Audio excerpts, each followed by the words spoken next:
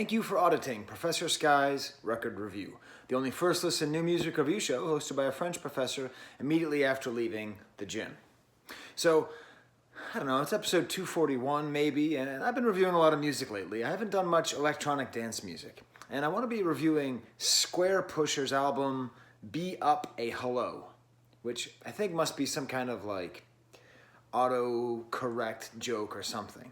Now the thing about Squarepusher is that it's a name that's been at the fringes of my awareness for like a couple decades now. So like, I remember my ex-girlfriend, who was sort of like the only person I knew who was really into like electronic dance music back at the time. Like she told me that there was this new guy who was coming up. This is like late 90s, you know. There's this new guy who's coming up and he's really cool, and she played it and I kind of liked it, but at that point I didn't give much credence to any electronic music.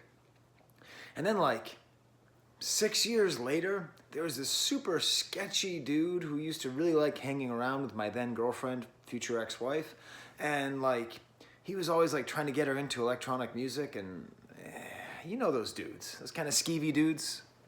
So like he was really into Squarepusher. So basically after that, Squarepusher was on my no-go list. And it was unfair, and it turns out he's just been making music this whole time. And so he released a new album. So this is a real chance for me to very much consider this person who's been around forever, who I've thought about from time to time. He's always been in that category of like, probably good, but I don't know and don't care. So how would I describe Squarepusher's music? The best thing I would say is it's very schizophrenic, which I think is what makes it great. Basically every song can be exemplified by the first track, One Love. It's like these drums are super loud and punchy. You know, I guess it falls under the category of drum and bass, or maybe even jungle at times, just like a very sped up drum beat. Impossible to play, so there's some kind of alteration on it. But at the same time, underneath it, they're very gentle synthesizers. And I think if you put the song in two different channels, you would have two completely different listening experiences. One would be kind of a calm, meditative, soft waves flowing over you of electronic bliss. And then the other is like some kind of angry, grind your teeth, punch somebody in the mouth music. And throughout the album, Squarepusher is able to mix these things really well together. Sorry, something in my teeth. That's professional podcasting and YouTubing. I did just the most basic research on him. Turns out he's from England. And it turns out that he is the son of a jazz drummer. And definitely all of the sort of press that I have ever seen about him really emphasizes this fact and seems to indicate that this has great importance and that he grew up playing bass and playing drums. I do think it actually does matter. The thing about postmodern music as it exists now, you know, hip-hop and sample-based techno and so much of the experimental stuff, is that virtuosity is erased. Like traditional musical virtuosity is erased. Because why become a virtuosic drummer if you can recreate that on a computer, or if you can take someone else's virtuosic drumming and speed it up, chop it up, do whatever it is that you want to it. So the idea of a musician making music that in some ways erases musicianship, I think is worthwhile. And I think it definitely comes through in the music and the quality of the production and the way things are layered. Like when I look at my notes, I said, you know, split personality, beautiful and ugly, calm and frenetic, sort of all at the same time. And I think that really deserves a listen. If that kind of thing interests you, I think it's easy to get turned off just instantly by how loud the drums are. But the second track, like Hit Song New or something like that, actually lowers the drums in the mix. And there's even a song later on the album, too, actually, like Detroit People Mover in the end track, which are just completely calm. So there is some dynamics, although for the most part, the album is sort of one kind of note, one kind of tone. At one point I had to write some work emails in the middle of my workout. It sucks. Work emails are just no good. Hi, Bo. So I had to do these like work emails, and I kept the music going on in the background. And I was surprised to find that it actually works pretty well as background music. It's not so intrusive like one might think.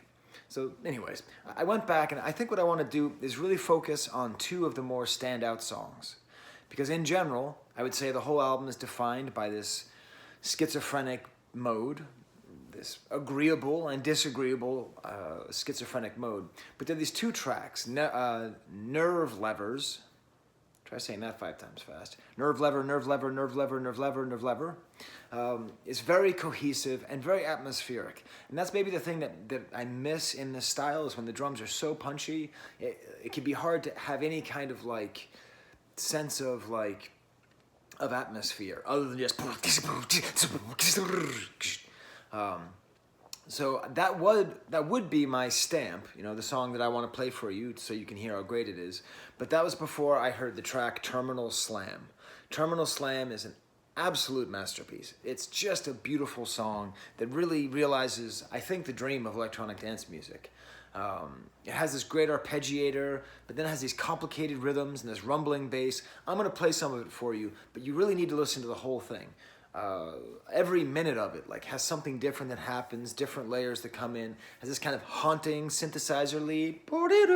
At times it gets super loud, at times it gets quieter, but what I want you to listen for is this sort of schizophrenic feel of the aggressive and the passive at the same time, and just how it all comes together.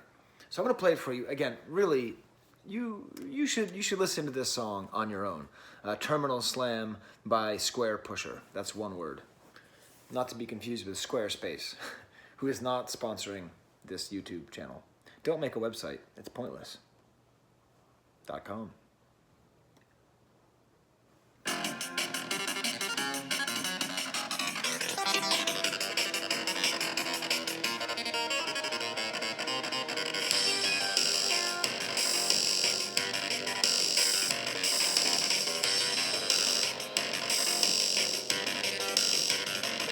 And just the amount of like different instruments and things that are happening here, it's not coming through on the video, but when you listen, especially like this bass and this sub bass, it's amazing. And it just keeps building and going away and using all these dynamics.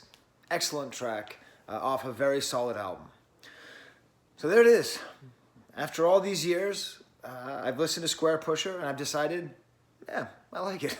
It's not going to change my life, but I'm happy to hear it. And in particular, I'm happy to really spend a lot of time with the concept of what is drum and bass with someone who can play drum and bass and really get that, sort of try to understand what the genre can be, which is what I think this represents.